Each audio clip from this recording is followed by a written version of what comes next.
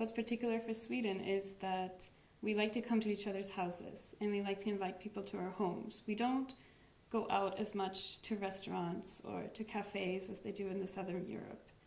We do have people just show up at our door, and we welcome people into our home, and we usually make coffee and cookies, and we have coffee and cookies together, and that's there's a very specific term in Swedish for that called fika, which I know there's no equivalence for in English, for example. I know that in the way north of Sweden, there's a funny story about a relative of mine. She's very social, and whenever she goes out and she meets new people in Sweden, she'll always invite them for coffee to come to our house.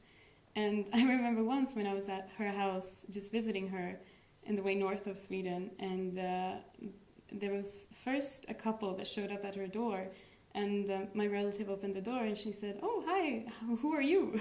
And they said, "Oh, we met just a week ago in the grocery store for the first time." And she said, "Yeah, you're welcome. Welcome in and have a coffee and a cookie with us."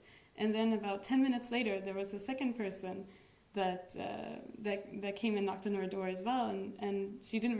My relative didn't recognize this person either, but she was welcome to come in and have coffee and cookies with us as well. So it's. I know that in the north that it's. People are quite welcoming if you do start speaking with them, and of course it's not like in the Netherlands where people are very crowded and there are people everywhere. In the north of Sweden, you can drive for hours and you don't meet a car and you don't meet a single person. So when you do meet someone, I guess there's this urge that you wanna talk to them and you wanna be social and you wanna invite them to your house and talk. So. It's a very nice tradition in the north to invite people to your home.